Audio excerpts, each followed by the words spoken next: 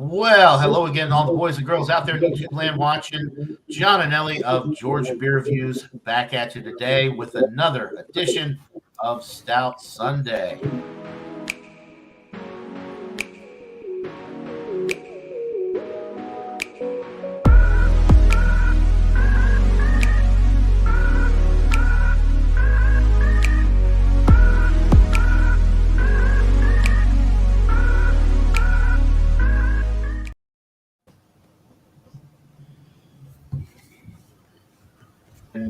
We have a great panel here this morning. Some people that haven't seen it a while on Stout Sunday, including Mr. Bumpy Road Brewery. I know he usually works on Sunday, but he is here today, and he actually helped create. Well, actually, who am I kidding? He created that intro that you just saw for Stout Sunday. Good morning, Bumpy. Glad you're here. Good morning. Glad to be here. And we've got the one, the only Mr. Michael Cornroth, the Stout King from Brooklyn, New York. Good morning, Michael. Good morning, everybody. Good morning. All right. And we have from the great state of Kansas, down in my bottom right corner there, we got Mr. Robert, the Whiskey Scout, who just posted a review the other day for the Jim Beam Double Oaked, which is one of my favorite bourbons for your buck as far as quality for what you're paying for. I think it's like $24 for a 750. Awesome stuff.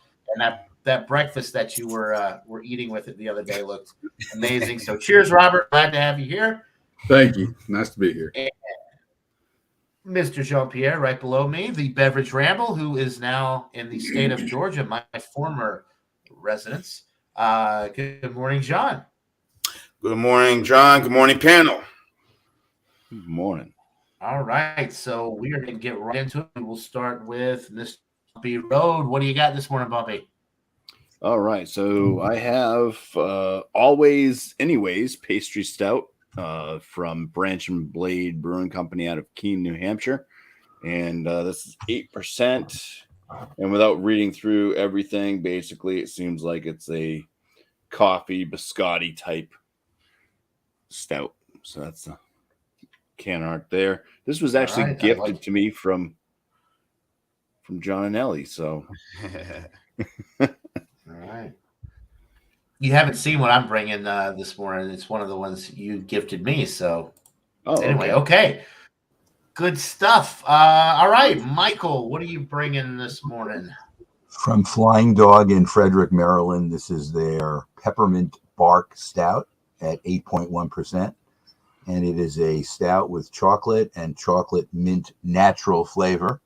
We'll see what the natural flavor we talking about, but that's what this is. Now, is that one that you got from? Is that one from the variety pack that you bought? Yeah, it's from the Snow Plowed Hibernation pack. Okay. So this was one of 4 beers that was in, and it's funny.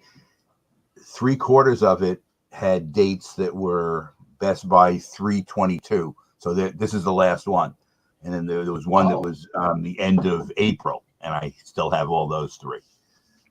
So it was one that was sold by the co-op, I think, at a lower price because they wanted to make sure it got out before it was past date. Right. Okay. Good deal, Robert, the Whiskey Scout. I'm already jealous. Go ahead, tell us what you got. Tell all the viewers. I got the brewery where the lava is. It is 16.2% ABV. I was looking on the website. I was looking on the website for any other information other than that, and there's really none. It says bourbon barrel aged stout, imperial stout with cherry, cocoa nibs, cocoa powder, Madagascar vanilla beans. And then they do add on the very back something I've never seen personally before. Tells you how much lactic acid they added. 3.9 divided by 0.3 grams per liter. So 3.9 grams. My nose is that is one of my favorite breweries. The brewery, as when it comes to the bourbon barrel aged stuff. The coconut macaroons one, and they have like the cinnamon bun one. But that one, man, 16.2. I had a chance to get the cinnamon bun when I was sitting next to this, and I had to make a decision. And I like cherry better than I do cinnamon bun. They call it a pastry stout. barrel-aged sour pastry stout. That's what it's called. Okay. So anyway, Awesome. Can't wait to hear about that beer. All right, Jean-Pierre, what are you drinking this morning? I am drinking the Stockyard Oatmeal Stout, 5.2%, brewed by Joseph Brow Brewing Company. This is sold exclusively at Trader Joe's. And Very I've had this nice. already before, and it's probably one of the list of beers that Trader Joe's, some beer review sites list very highly recommend. And I've had this before and have it for a Stout Sunday. All right, good deal. Okay, and I'm bringing one that Bumpy gave me a while back. He gave me some really good stuff recently that I got to do like special reviews for those because they're just out of this world. But this one I figured would be appropriate for Stout Sunday, since I'm not going to be able to do a solo review of it. Okay, enough talking about it. Kettlehead out of Tilton, New Hampshire. This is the head of the card. It's a little bit different. It's a golden stout brewed with pumpkin pie puree, coffee, graham crackers, whipped cream, and marshmallow. And nowhere on the label do they put the ABV. So I had to look it up, and it's 7.5% alcohol. But maybe they printed it like on the bottom of the can or something, and it faded. But it is not on here. I looked and looked and looked. I even got out my little magnifying glass because I'm getting older here, and I thought maybe I was just blind. But nope. They don't put it on there. Anyway, 7.5% sounds interesting. I've had a couple of white stouts, golden stouts before, but nothing with pumpkin pie puree and marshmallow in it. So interested to see how this one is. Really quick, I want to go to the chat before we get going here. We've got Bart Robinson in the chat. Good morning to you, Bart, and Dutch Beer Geek. Greetings from the Netherlands. Dutch Beer Geek, I am subscribed to his channel. If you guys are not and you're out there watching, definitely check him out. He does beer reviews in English and in Dutch. So it's really cool. He has a really great channel and does all kinds of different beer reviews. We've also got Miss Robin in the chat. She says, good morning. Good morning to you, Robin. And Robin rocks. Robin rocks. All right. So let's go ahead and get into these beers. We'll start with you, Bumpy. Let me pull you up here. My computer's lagging a little bit, so hopefully we don't have too much trouble here. All right, I think I got you. Maybe. All right. Yes. There we go. It does pour a bit thin for what I would consider a pastry stout.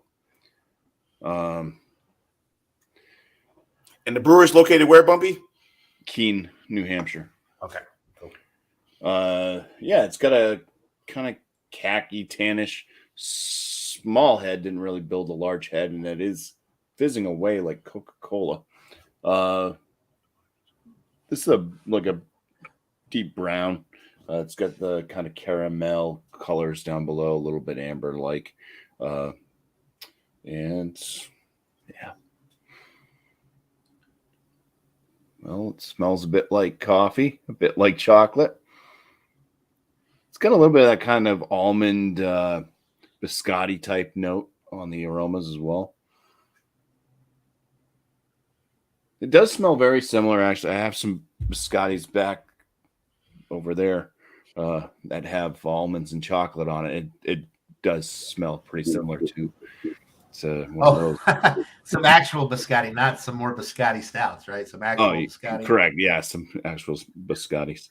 I've seen your beer collection. I thought maybe you had a whole lineup of biscotti stouts in the cooler back there.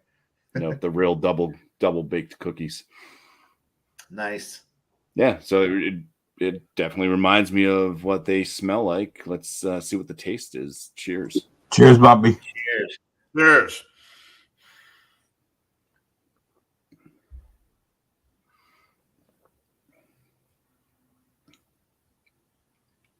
All right. Well, I'll go after the mouthfeel first because I'm going to have to go back in my did brush my teeth this morning, so that's kind of affecting some of the flavors right now. It is a thin body for a stout, especially like a pastry stout, like I said. Yeah, pretty thin body, medium carbonation to it. I would say the body feel itself would probably be like in the medium range, but it is liquid thin. What I do have in my palate right now is some lasting chocolate type notes. Mid-range chocolate, I'd say. Not too dark, not too milk chocolatey. It's almost right there in the middle.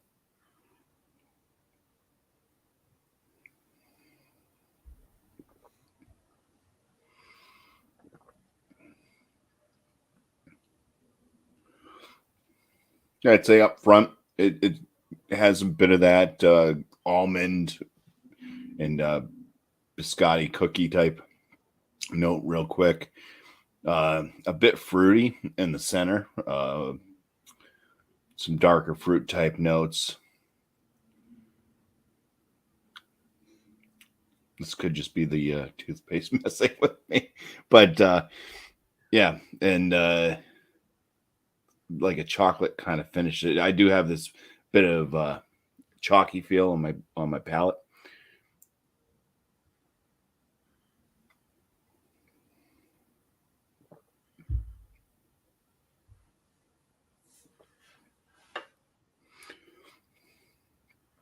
There's some, just a touch of a coffee note in there also. Kilned caramel chocolate spelt chocolate malts.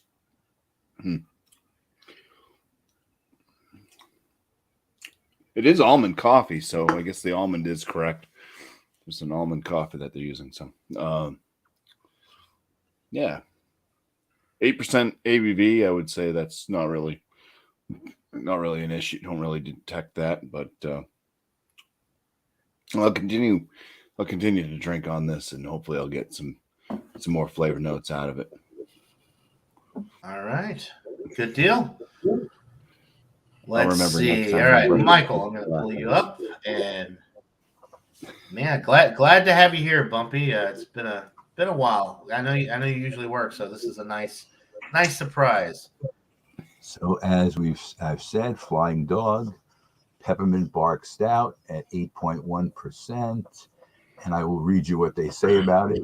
Tell Grandma to pack it up on the... I'm having trouble reading it here. Tell Grandma to pack it up on the sofa this year. This is the year in bringing the peppermint bark to the party. We are transforming everyone's favorite dessert into a deeply decadent stout full of goodwill toward man.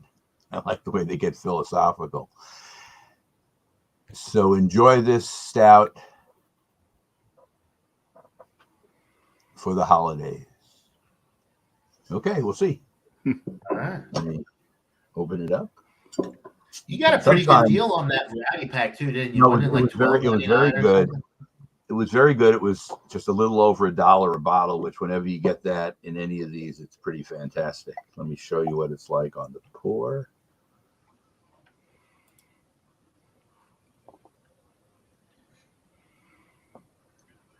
And I won't fill it, but dark brown with a tan kind of head and a very bubbly carbonation. I really was, when I saw the 322 March 22nd on the side, I was least worried about this one. The other two were a blonde and a sour, so I was more worried about those, but the blonde was 7.1, so that really also had enough alcohol that you can always go a little bit past the best dates because they're not exact at all. But this one, I think you could even sell her at 8.1 without any problem, you would think. But maybe peppermint wouldn't hold up over time. I don't know. But as you can see, let me look in the light. You really can't see through it. It's pretty opaque. It's dark brown. It's not black, but you really can't see through it. Let me get a nose on it. You're getting kind of, peppermint candy that you would have, like the peppermint mints. That's what the smell is, and maybe that's the natural peppermint that they're putting into it. But that's really the only smell you're getting. You can't smell anything over the peppermints. It's a dominating smell. And that's it, but let's see what the taste will bring. Cheers, everybody. Cheers, Michael. Ron Terrio's in the chat. I figured he'd be at a baseball game or something. I'm not used to seeing him in the chat, not on the stream. Cheers, Ron. Okay, so it's solid peppermint. Needless to say, if you don't like peppermint, don't buy this. But underneath the peppermint, you can taste some dark roasted malt. And it's a pretty well, the beer itself is pretty, seems to be very well brewed in that the combination of the peppermint, even though it dominates the flavor, it's not something that's going to bother you. But you have to like it. Medium mouthfeel. It looks like this could be dangerous in that it's 8.1 and it drinks like a session. So the peppermint, now it says peppermint bark, which I guess is from the peppermint plant, and that's supposed to signify, I guess, more intensity in the peppermint flavor. It's really good. You're getting it. I thought peppermint bark was that stuff they made at Christmas time. Maybe it is. I think it. So my understanding is peppermint bark is white chocolate with like broken up pieces of candy canes in it. Yeah, that's kind of what. It is the kind of peppermint that you do get when in Christmas time when you're those candy cane kind of taste as well.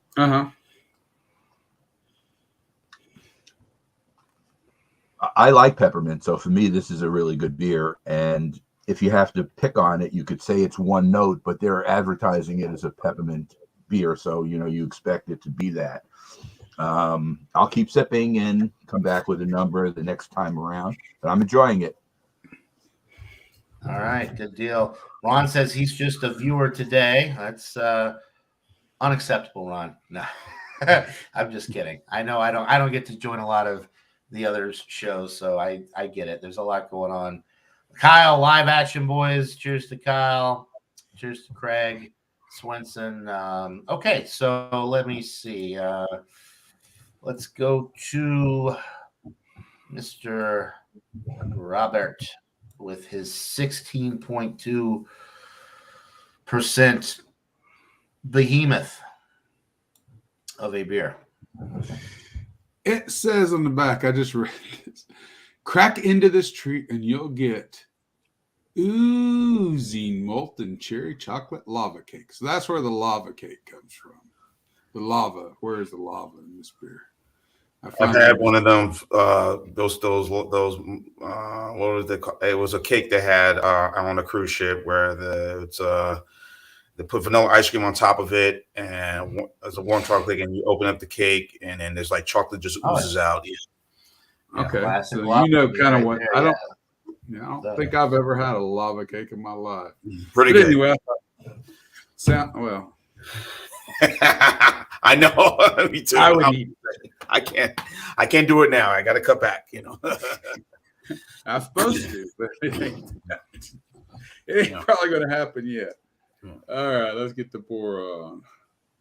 It's developing more of a head than I expected for 16.2%. I'll say that for it. It's more Coca-Cola, kind of fizz, that light fizziness on top. It's not that dense normally. Sometimes spongy cake you get. It is definitely fizzing and working itself out. So I imagine that head will be gone rather quickly. It is warmed now. It's been out, 30 minutes at least. So we are operating from, not warm, but it's not cold. It's cool. That's the best way to do it. Well, you can just Sounds just like Coca-Cola. All right. Definitely get the cherry. But it's not a sweet cherry. Think more of along the lines of like the Black Forest Cherry Sundays. That kind of sour cherry. Get the chocolate for sure. Roasted malts. More roasted malts. I'm not noticing vanilla on the nose. I think I would after reading that, but mainly dominated by the cherry, chocolate, the roasted malts. But it's chocolate beyond chocolate. And it's already literally fizzed out. Into the palate, boys. Cheers. Cheers, Robert. Cheers.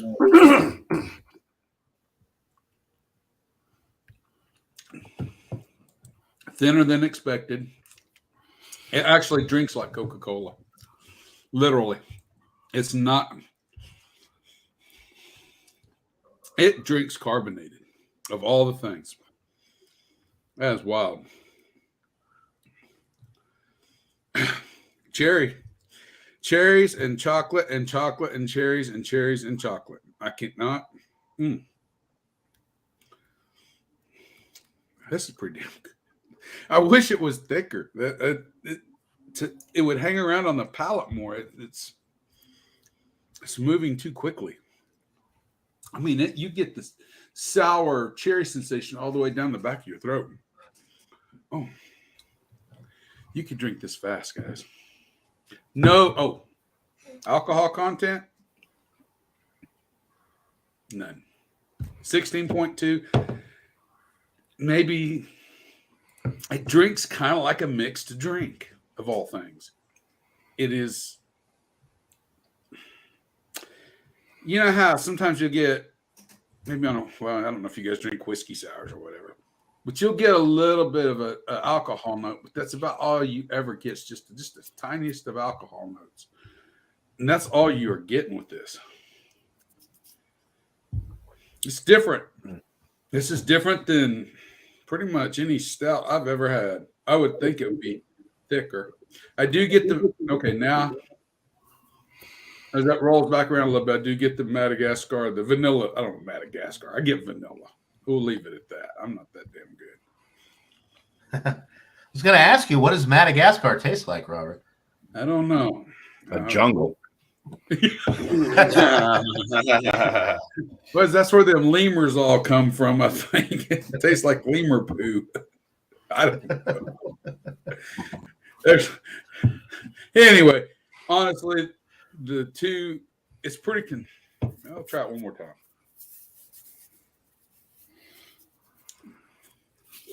It just drinks so lightly. It drinks like a soda. So, yeah, Robert, the typical booziness you'd get in something that high is just not there. I've had 9% stouts taste more boozy than this. I mean, honestly, I've had shit. This drinks at closest to just one of those garden variety 3% sours you get. That's kind of where you're at with this. On a 3% sour, I don't taste any booze. On this, it drinks just like that. I mean, That shows it's well made that they are able to cover it up. Yeah. I'm probably going to feel this a little later, but I'm going to enjoy it all the way to feeling it. I'm surprised you're not feeling it right now at the ABV 16.2%.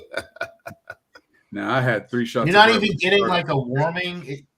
It's not like warming going down to indicate that it's higher ABV. You're not getting like the chest warming. If this was ice cold out of the fridge, it would drink just like a cola. I'm not kidding you. I swear it would. Wow. I cannot get. You cannot even see. Just maybe a little bit of, but it just doesn't last. If you did that with Coca-Cola, I think it'd do the very same thing. Yeah. This is weird. I mean, I've never had this sort of mouth texture with this before, or with the stout, you know. maybe a Right. 6%er, a watery 6%er, but then usually it's the flavor's gone. This is telling you what you're getting, and you're getting what it says. Chocolate, 2 or 3 different kinds of chocolate. I can go with all those: cocoa nibs, cocoa powder, little dark bitter, super dark bitter chocolate. The cherry is sour. It's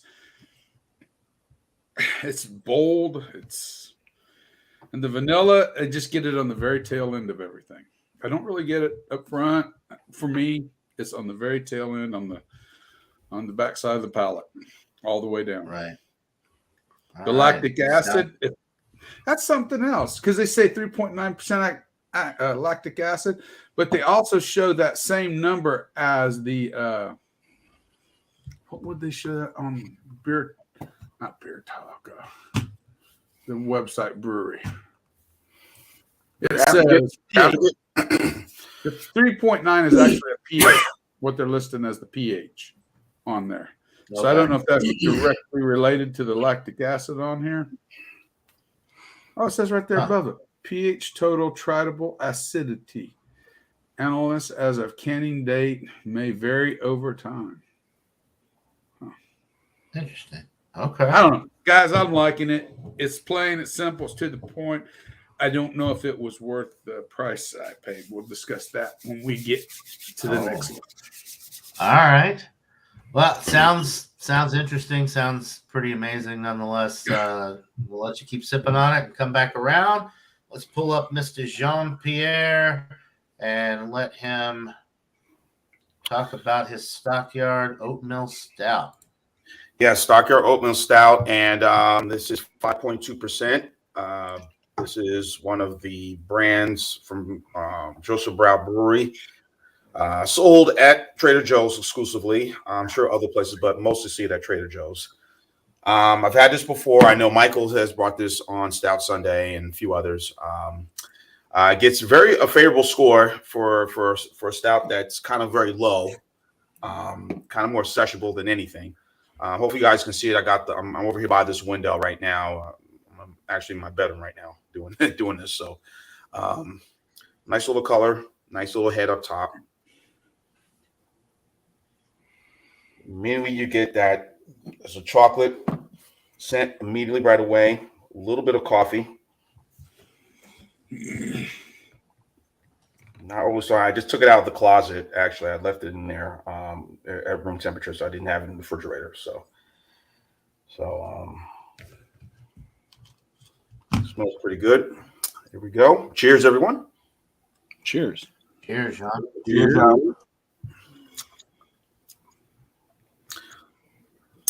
It's almost like a kind of a semi-sweet chocolate, and I've had this before, and I've reviewed this before, but it's kind of still has that same taste. A semi-sweet chocolate. There's a little bit of coffee, but not overly much coffee in this stout. And if you look at some of these beer review sites, Beer Advocate, Untapped, and even I posted something on the private chat just there. Jay's drinking Budweiser. Cheers, Jay. Perfect for a Sunday. How a lot of these Trader Joe beers seem to be, many, look at Trader Joe's, with their nose up in the air, but actually some of their beers are pretty highly regarded. And one of the beers that they have is actually this one. And I posted in the private chat. They gave like a ranking list of all the beers that they do, the ones that are very popular. And Stockyard is right up there. Nice semi-sweet chocolate flavor in this. The head's still there.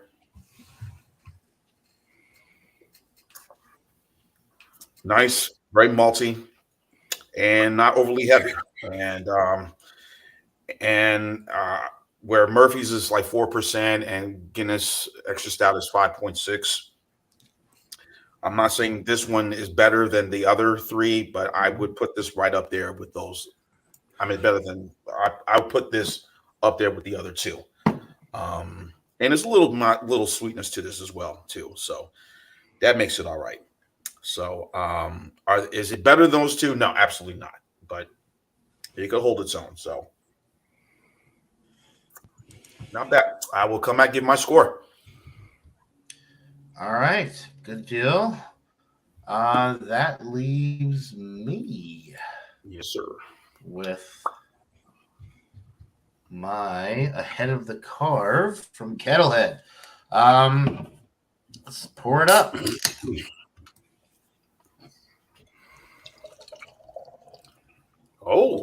doesn't look like. Interesting. Yeah. Oh wow, a lot of carbonation. I didn't pour it super aggressively. Tilted the glass. Still got a That would pretty be good head considered on there.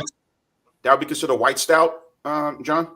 White stout, golden stout. Yeah, Yeah. same thing, same difference. Yeah, I had one from Gate City that was pretty good.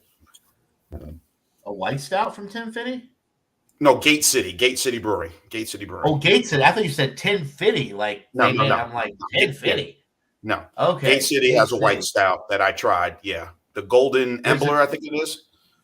Okay. There's another one down there, John, that you should try. It's called Circles of the Sun. It's from I'll have to send you the details, but it's in Georgia, and it's a toasted coconut golden stout. It's really good. All right, so this one, it is golden in color, slightly hazy. There's a lot of, it just looks like dust suspended in the beer. It's not sinking to the bottom. It's literally just particles suspended in the beer. Well, there you go. You can actually see it, I think. The camera doesn't really, well, it focused for a second. There you go. Well, whatever. All right, anyway, just take my word for it. There's a lot of stuff floating around in here, but nothing really on the bottom. Nice head, kind of a creamy looking head to it, almost like it's got lactose or something in there, but it doesn't. It does have whipped cream and marshmallow, though. Definitely get the pumpkin pie aromas, cinnamon, nutmeg, graham cracker. I'm smelling vanilla, which is probably coming from the whipped cream marshmallow. Not getting any coffee on the nose, which is surprising because typically that would be a very strong aroma and taste. Yeah, the graham cracker's coming through. The more I smell it, the more I'm getting the graham cracker. It smells really good. It smells like pumpkin pie crust. None of the 7.5% alcohol is coming through on the nose. Smells like it's going to be pretty sweet. But anyway, let's go ahead and try it out. Cheers. Cheers, John.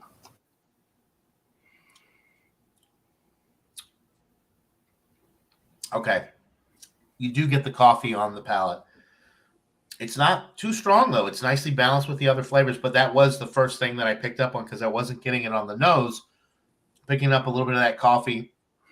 The pumpkin pie notes are coming through right after that.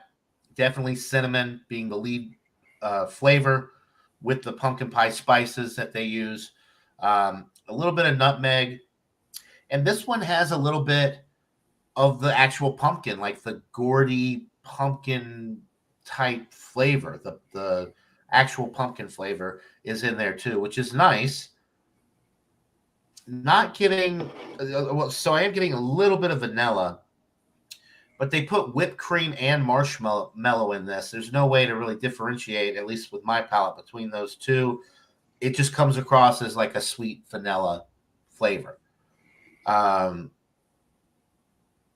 there are some beers that they put marshmallow flavoring, and it's like, wow, that tastes like marshmallow.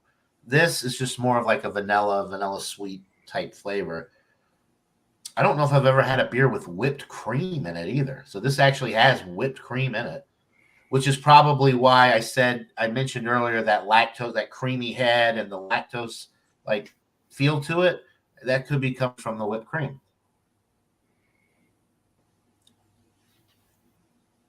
It finishes smooth. It's got like a silky mouthfeel. The body is low medium. Carbonation is medium as well. Higher than most of the stouts that people are going to be used to because most stouts are low on the carbonation. This one being a golden stout, you're getting a little bit more carbonation. So nice effervescence to it. It's good. I'm kind of surprised at how much I'm liking this beer. I haven't had a ton of white stouts, golden stouts, but had a few, and some of them are kind of disappointing. This one is definitely not.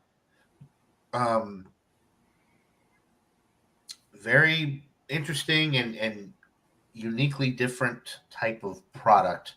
I'll keep sipping on it, think of a rating, but yeah, I'm digging this a lot. Really interesting stuff from Kettlehead. Okay, let's see, really quick. Let's go back to the chat. If it'll let me.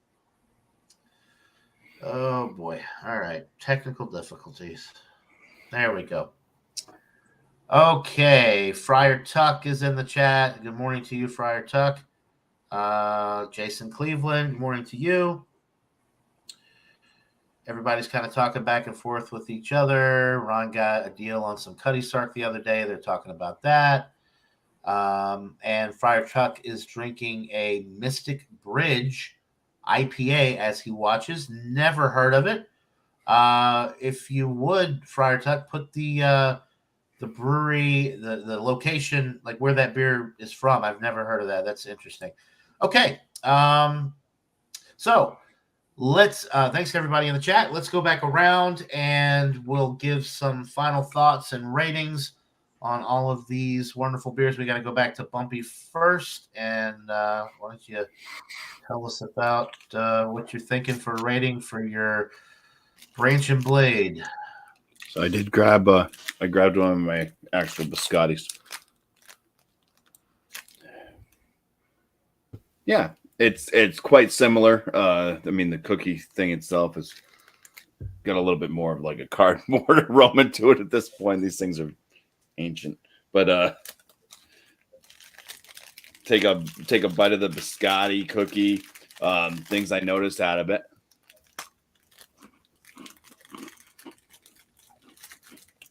Is it's kind of light, very fluffy cookie, which like how thin this stout is. Maybe that's what they were going for, keeping it kind of thinner, lighter, not as full. I would prefer a much heftier feel to a stout on the palate. Chocolate's there. Chocolate kind of matches up to what the chocolate's coming through in the beer. Almond notes, and the cookie itself has a fruit like flavor, but it comes off kind of like cherry a little bit with the cookie flavors, a little bit cardboard as well, but there's like cherry notes. When I drink this beer, it's got that slight bit of coffee to it, and then maybe it's the coffee that's kind of giving off some of the fruit notes in this. But this beer does give off more of like a darker fruit, like a plum like presence on the palate. So I'd say for the aromas, I think they pretty much nailed like an almond and chocolate biscotti cookie.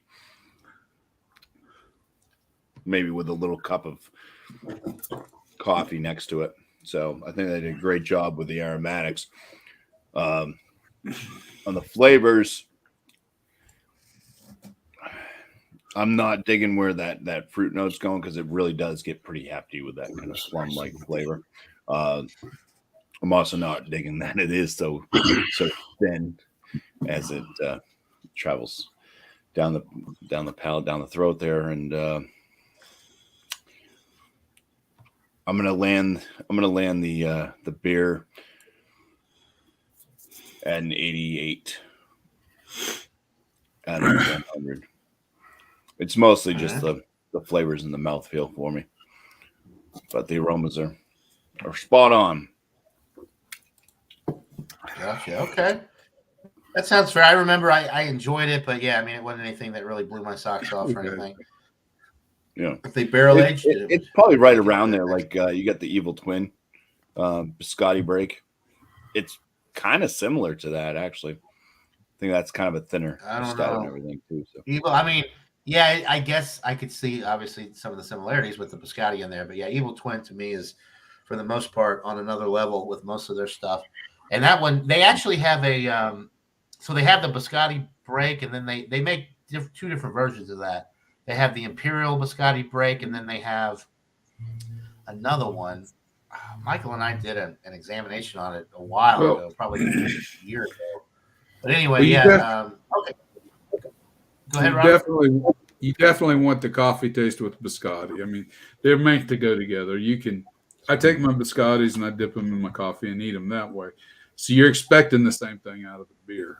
In my mind, I would be expecting the same thing. Yeah, that's what they were going for. They did have almond coffee added to it, cold steep or whatever.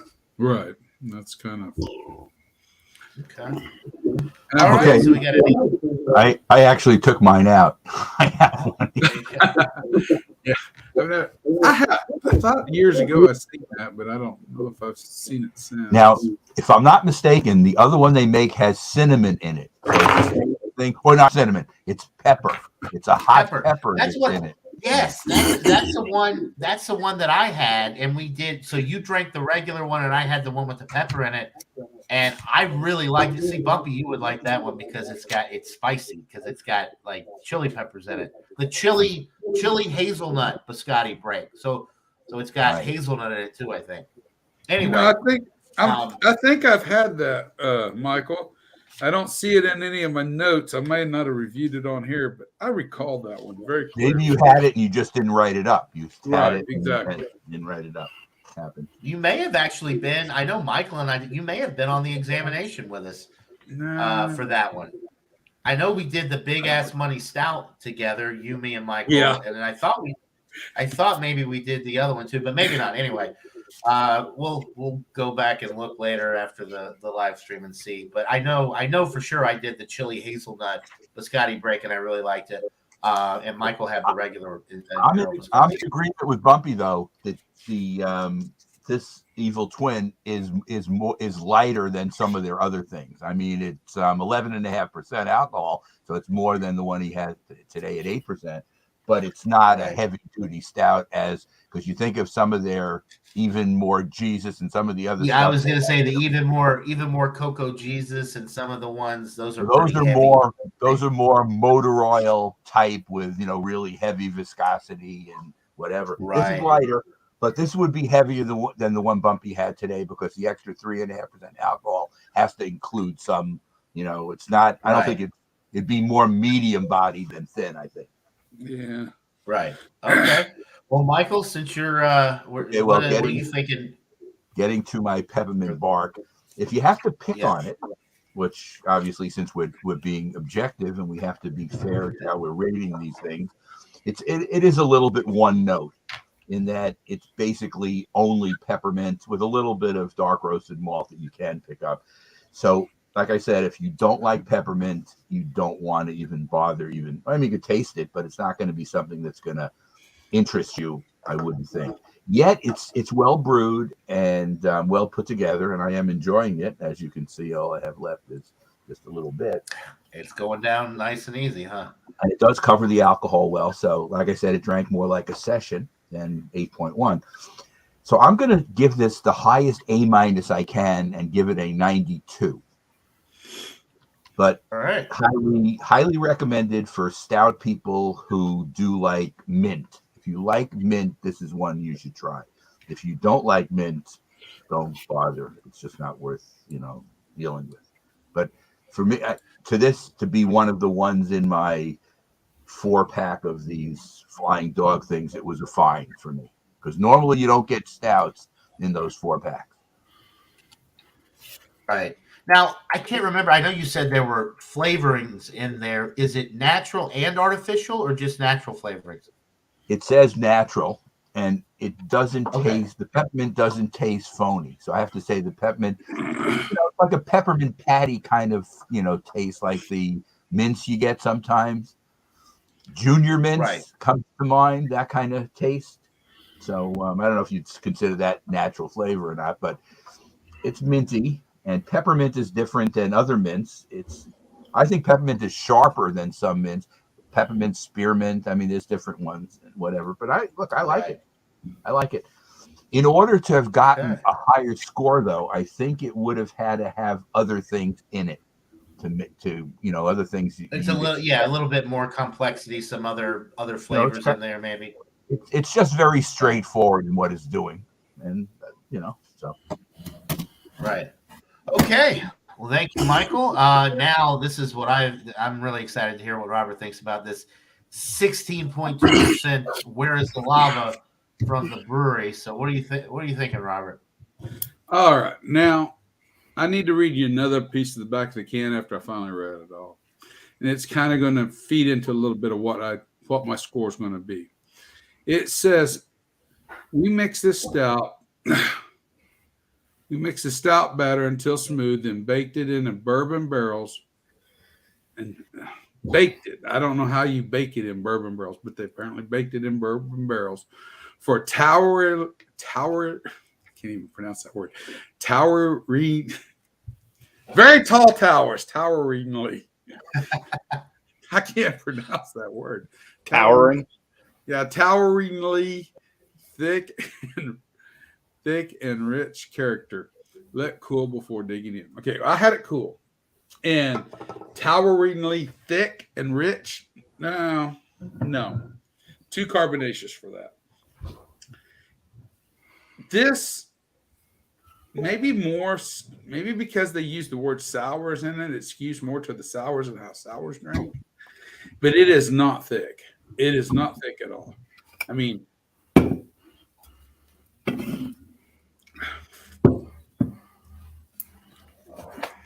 and maybe it starts off just a little bit, but then the carbonation kicks in and it just erases it all. That being said, flavor, this son of a gun is on point with flavor.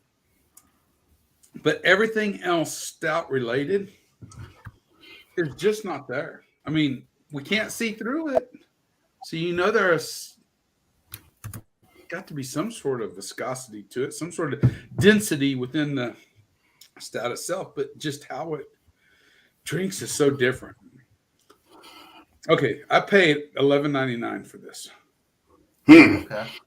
Yeah, it was a thumper on my wallet. I would pay it again though. This is so unique, and I'm going to tell you, I'm feeling the 16.2%. It is transferring to my psyche right now, but I haven't had nothing to eat this morning or nothing, so it's probably working on me a little better than normal. That'll do It's good though. I want to give it an 89 because it's just not thick and stouty enough, and I wrote an 89 down. But flavor-wise, I want to give it a 93. So we'll balance it between the two and give it a 91. It is 91. All right. Flavor-wise and drink. Don't drink this like you're going to drink a stout. That's the best way I can put this. If it's a cold winter day, you want a hot, warm, thick, warming stout on you. This is not the stout you want. But maybe summer, 102 degrees in the morning when you wake up, cold, this sucker's going to light your day up. It's going to start you off just right. So I think you could technically call it a summer stout. I mean, for lightness and light your day, light up your life. A summer stout, 100-degree temperatures, drinking a 16.2% lava cake while you're fishing or out by the pool or whatever. I can see this. You can see that though. I mean, I know there'll be a very fun fishing trip. Every one of you needs to find this. If you can find this, it even says they sell it on the website. But if you can find this, tell me it's not carbonated and light. I would like to know you. Maybe I just got an off can. I don't know. But I like it. Well, if I ever see it, I'll definitely check it out. That the brewery makes some of the best barrel aged stuff you can get. They're right up there with Bourbon County and the Founder stuff, in my opinion. Well, I didn't want to buy a 4-pack because I was into a 4-pack. They discounted at $36.99. So I wasn't really into the 4-pack part of the thing because it was not. That's a pretty significant. Yeah, that's a really good value though. If you're looking at per can price, the 4-pack $36.99 was $12 or $11 for the single. Yeah, 12. $11.99. It's almost like you're getting one can for free if you get the 4-pack. Yeah. Yeah, but then you don't know what you're getting to. That's why I only bought one can. No, If I get back to Kansas City, I'll buy the 4-pack. We'll go from there. I got to go back. Actually, I got to go back on Wednesday. John, you send me a text and remind me to buy a 4-pack of it. okay, I will do. I'll make sure you and Mr. Bumpy get it for sure. If you remind me, you got to remind me. I don't know Michael's address, but I can get him one too, and Jean Pierre same way. I don't mind getting off. And Robert, the brewery's located where? The brewery's in Placentia, California. Okay. And you know it's not going to be bad. I mean, 16.2%, you could send that through hell and back, and it'd be. Where's the lava for everybody? The chat, everybody gets what you no, get. No. You get one. You get one. Everybody gets one. I only seen it at. Do you guys know what high V's are? That's a supermarket, right? Yeah.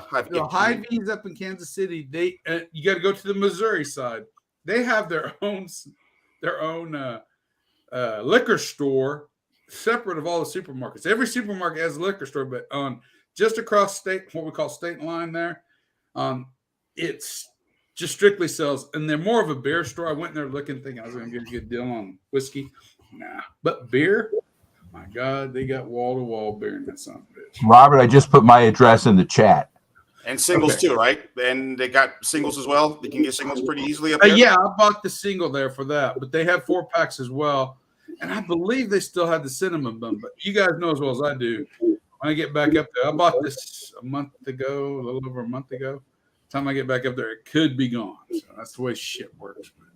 All right, Michael, I got it. I'll write that. Okay, because that sounds like a beer that I would love, because even though it's lower in that end, if the taste is that good, I would love it. Yes. You know what? Honestly, I think it's guys, I can't emphasize this enough. It's an experience. It's not what you think of when you think of a 16.2%. I'm thinking Bourbon County or something like that, where it's just rich, thick, and decadent and sweet, and it's just sticking in your palate. I mean, the oiliness, but it's not doing that. It's more carbonated.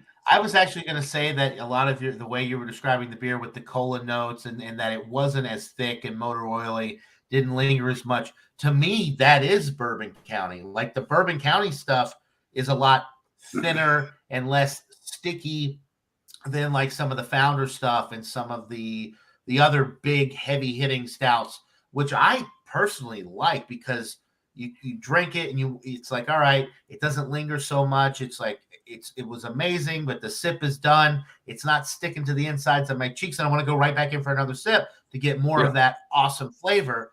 So to me, the way you were describing it kind of reminded me a little bit of some of the Bourbon County stuff that I've had, which is why I would be very interested to see how it compares to something like that. And 16.2%, you know, because the Bourbon County, other than this year's Bourbon County, which was a straight 14, most of the years in the past were 14.6 or 14.7 for the standard Bourbon County. So you're looking at 14.7, 16.2, you know, comparable. When you get that high in the ABV range, you know, that's pretty close, I think. But anyway, yeah, that sounds like an awesome beer. It is. So, yeah. All right. So let's not forget about Mr. Jean-Pierre, the Beverage Ramble, and his Stockyard Oatmeal Stout. We still got to get a rating from him. What are you thinking, John? And it's gone. It's pretty much gone. I do enjoy it. Again, I've had this before, so it's nothing really, you know, I think it's really good. And again, if anyone who ever gets a chance to get it at Trader Joe's and try it, you're in for a surprise. It's really that good. So I'm going to go 88 out of 100 for this stout. All right. Are we going to do show and tell? You know what? I don't think I've had that one. I've had the Trader Joe's up here, the next town over I went to, and Massachusetts, as far as a lot of the alcohol laws are great because you unlimited, you know, you don't have to worry about the 14% cutoff like down in Georgia. And you can buy all kinds of stuff. But the Trader Joe's up here, the one that I've been to anyway, they don't sell alcohol at the Trader Joe's. So I don't get to the opportunity to purchase any of the Campanology or the Joseph Brow or the Unibrow or the Unibrew brewed ones.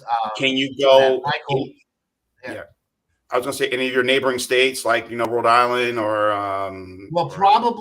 probably New Hampshire, which is like a 10-15 minute drive from me to the border, the New Hampshire border. I'll have to check out up there, and I think different towns. So that was in Acton, Massachusetts. There's another Trader Joe's in a different town in Massachusetts that I check out. I think it's county by county here with the grocery stores and stuff selling alcohol. So I'll just have to check out some different spots. I'm still trying to learn some of the laws up here because they're so different than now what I'm used big to. Adjustment. Up, I know.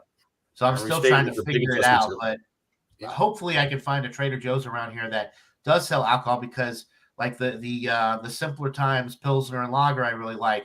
The HLV, the heavy lift vessel ale is it's really good. That's really good. Amazing beer. And then of course you get all the specialty beers, the winter ales, the Belgian beers that are contract brewed through Unibrew, the Campanology stuff that I know Ron Terrio did some videos last year with the peanut butter stout, some like an 11 or 9% peanut butter chocolate stout. So they really put out some great beers, but if you can't get alcohol at your Trader Joe's, then you're out of luck because you can't get them at any other store. So it's like Trader Joe's or bust. Yeah, pretty much. Okay. Anyway, let me I'm blabbing on here a little bit. Let me go ahead and give you guys my rating for the Kettle Head ahead of the Carve. This is really good. It's different with the pumpkin pie spice notes, being that it's a golden stout. Like I've had the Southern Tier Warlock, which is a regular stout with the pumpkin pie spices in there. I thought that really worked well together. I think this works. I think it's an exceptional combination of flavors. You don't really, it's hard to differentiate between the marshmallow and the whipped cream. You just get like a generic, to me, it's like a vanilla sweetness is what I'm picking up on. The coffee is there and it kind of builds as you're drinking on it, but it's not too much, and it's balanced nicely with the cinnamon and the nutmeg and that pumpkin pie, the puree in there. You get a little bit of that pumpkin gourdy type vegetal note as well. So it's a pretty solid. Hey, I'm going to go with a 94 out of 100. I think it's, for what they tried to do with this beer, I think they hit the nail on the head. I would definitely recommend it, especially if you're into pumpkin pie. When I was growing up, my grandma used to make homemade pumpkin pie from scratch. You put the whipped cream on it, and you get a nice cup of joe. You're drinking the coffee and eating the pumpkin pie. Very similar type experience. It kind of brings me back to when my grandmother used to visit and bring her homemade pumpkin pie. So it's a really enjoyable drinking experience, and it's an excellent beer. It's just so different from anything like the other golden stouts I've had. Some of them are really good, but they don't have this type of flavoring in there with the pumpkin pie action going on. So it's like I said earlier, it's uniquely different. It's not going to be something that I don't think a ton of breweries are pumping out pumpkin pie golden stout. So it's definitely one that if you see, you should check it out because it's unique, it's good, and it's fun to talk about. I gotta go get a piece. So I gotta go get a piece of bread. I'll be right back. I gotta go get. All right, yeah, there you go. Soak up some of that 16.2. Okay, so let's see. It's that time of the show. Oh, I thought he meant he was. I don't know if he meant to drop off or he just meant to mute himself. Anyway, it's that time of the show. Going to go back around really quick. If you got any show and tell, shout outs, etc., do it now or forever hold your peace. And for anybody that may have joined late, check out the bottom of the screen. We had all of the beers that we had along with the ratings. Pretty good show overall. The lowest score was what, an 88? 80. Yes. Jean-Pierre, I think, did 87. Yeah, it is. I'm sorry. Someone just texted me something that was kind of funny. I got the chuckles. Anyway. No, he did 80. Okay. 88 for the Stockyard, and then 88 for the Branch of Blade. So you and John had 88s. So anyway, okay. So Bumpy, what you got? Anything? I know you 50 got a point show inspection coming up videos. I tomorrow. put those out on Wednesdays and Fridays. Then I have a live show on Monday, tomorrow night, 8 p.m. Eastern time.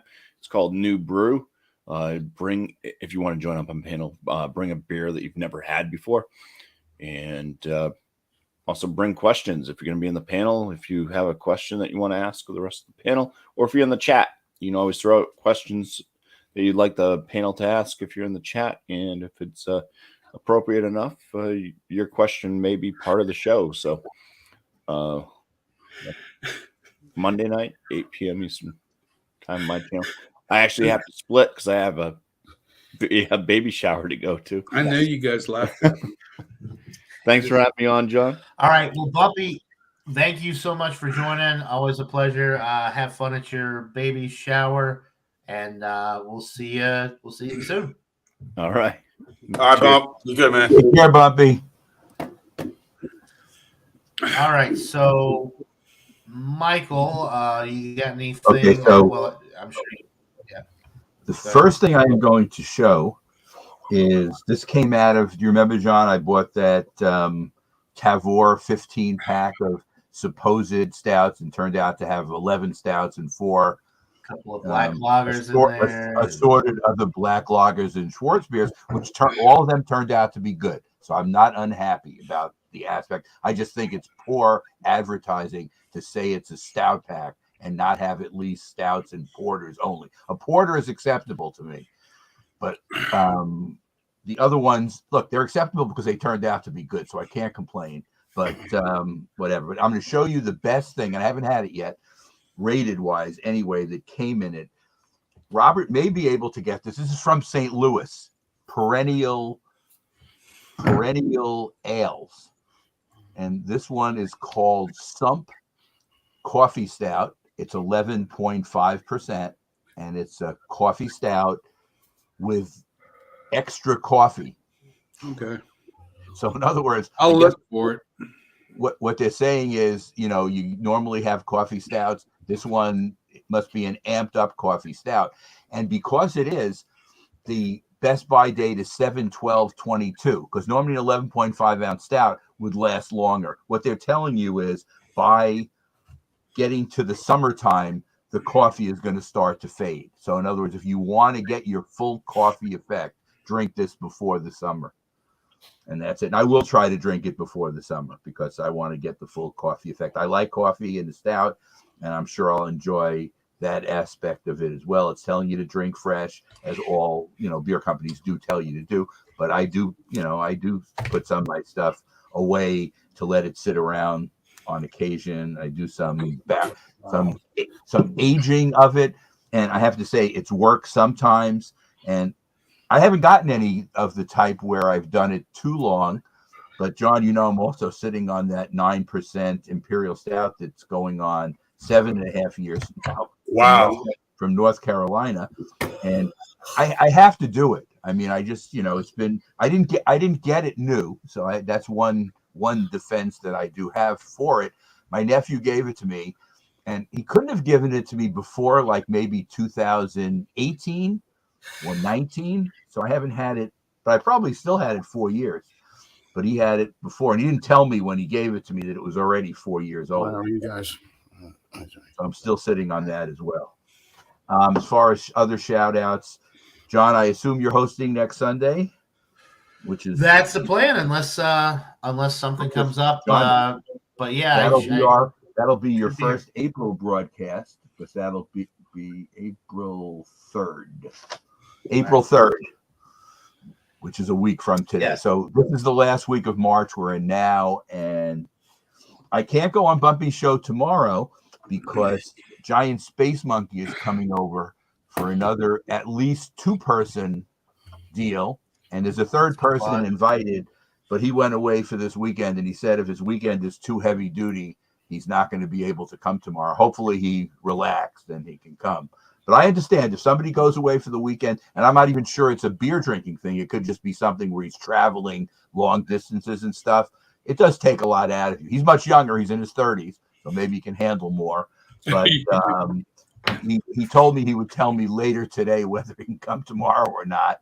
And he's still working. So, I'm retired, so it's a little bit easier for me to. I had no idea Giant Space. I didn't realize he was in his 30s. No, he's in his 50s. This other guy, this third person, Eric, who I don't know. Okay. I was gonna say. All right. No, Giant Space Monkey has a 5-year-old daughter, and he's in his 50s. Okay, but that makes. I was gonna say Giant Space Monkey. He could have a 5-year-old daughter. He's got some off-road, some off-road miles on there. If he's in his 30s. Somebody could be in their 30s and have a 5-year-old daughter, though. That's not impossible. But he's in his. I know. I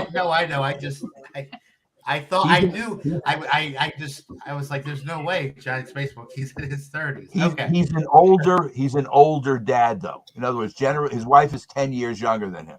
So as a result, his wife is still in her 40s, and she had the baby, I think, at 38, which is that's Audrey had our daughter at 38 as well. So, in this generation that we're dealing with now, women have their children later a lot. Not only, but later a lot. And with medicine and science being what it is, I mean, there's some having children in their 60s, which is incredible. It's physically possible. No, I do not want a child in my 60s. No, you don't. I understand. I don't even want one in my 50s, and I'm 55, and I got two that are well over 21 that are still children. I'm 71. I'm 71, and Bryce is 33, and that's a big gap. The fact that he was born when I was 38, so I can imagine.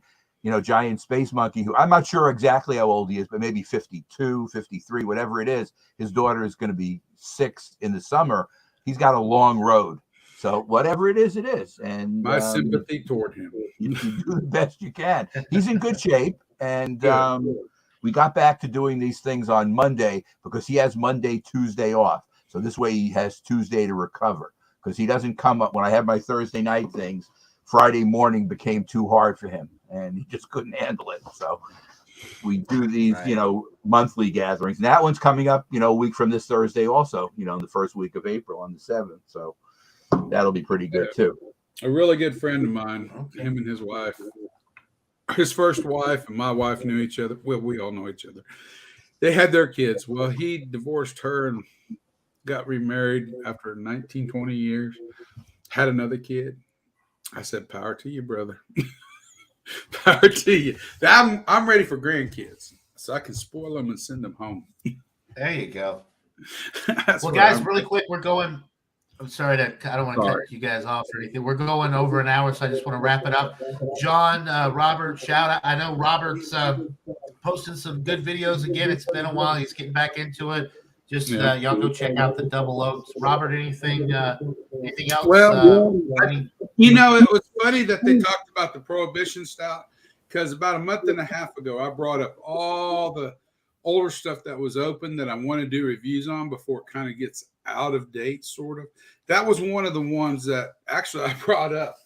But these two are my latest 2 reviews, and I kind of want to set them next to each other at this point. The Woodford Double Oaked and the Jim Beam Double Oaked. Oh, yes. Okay. So we'll see how they do against each other. But honestly, this is more, the Woodford's going to be more of a a sweet oak, and this is going to be more of a spiced oak. I've had the Woodford. Someone gave me a sip of the Woodford. It was pretty good. They're both good, but I have to give my nod. Is that that's not barrel proof though, is it? The Woodford? No, neither one of them are.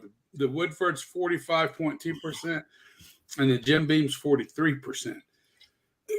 But this has similar. I've seen the Woodford Reserve Special. Like that shaped bottle, the little short, stubbier bottle, is usually what I see the barrel proof in. That's why I was asking. Well, if I can buy the 375 instead of sinking all my money into the 750 sometimes, I prefer to do that because I bought so many that it's supposed to be good and had to buy a 750 and regretted it. So, but this is not a regret. I actually like this stuff. Woodford Reserve is awesome. awesome beer. Honestly, Awesome, you know what I awesome think of when I think bourbon. of when I think of this, using it in something, I would like to make brownies out of it. Ooh. I think that flavor mixed with chocolate and brownies, I think would be awesome because of the sweetness. It may be too much. You might be adding too much sweet on sweet, but I'd like to try it once. Anyway, that's my go coming up. I do have a Bowmore 12 also up in the queue. I brought several things up in the queue that need to be done. And we'll get those done and then go from there. I'm so behind on stuff that it's not even funny. Yeah. All right. I'm sorry, I quit talking. John, I know you got some stuff, Yep. some reviews. I will do this real quick. I just uploaded the Drafty Kilt Scotch Ale from Monday Night Brewing, so that's on there, and a few other videos. This is what's going to be coming up. And the 4 of the 5 that I have are all Trader Joe beers. I got the Joseph Brau Hefeweizen, if y'all can see that. I got the sun glaring. I'm sorry, apologize about that, about the window. I got the Joseph Brau Hefeweizen. Let me just move the camera just a little bit more this way. Joseph Brau Hefeweizen. Here you go. I got the drive-through red ale, drive-through red, dry hop red ale. This is also from Trader Joe's. And I got the 2 Bosun beers. I got their hazy IPA. I'll review that, and I have their chocolate stout as well. I think I've had the chocolate. Yeah. I think I've had that one. Yeah. And I will be reviewing this probably today, and this is from Sierra Nevada, the Power Day IPA. I'll be reviewing that. Never seen that. This is their double dry hop IPA. So 7.2%. So yeah, so that's the review. So those are the reviews I'll have coming up. It'll be scattered throughout. So for those of you watching. So John, thank you. Robert, Michael, thank you. Pleasure to be on with you guys. I was having fun having you on here, John. It's always fun having all of us. I enjoy all of us. All right. Well, let's see. We'll go ahead and wrap this up. I don't really have anything other than Stout Sunday again next Sunday, 10:30 Eastern on Georgia Beer Reviews. Got to get back into the Beer Buddies thing. I got to get Robert and John both still need to be on the show. Of course, your typical beer reviews, stuff like that, examinations will be posted on my channel throughout the week. Yeah, let's wrap it up. Thanks to everybody in the chat. We had a great chat this morning. Wouldn't be here without you guys. Great conversation this morning. Thanks to Michael. Thanks to Bumpy Road, who had to leave a little bit early for a baby shower. And Robert the Whiskey Scout and Jean-Pierre. Appreciate you guys being on here this morning. Hope everybody has a great rest of their weekend. Enjoy your family, your friends, your whatever it is that you do on Sunday afternoons. And we'll see you here right back, same time, same place, next Sunday at 10:30. So until then, everybody, cheers. And see you soon. I don't got nothing left. Goodbye, everybody. I finished mine, too.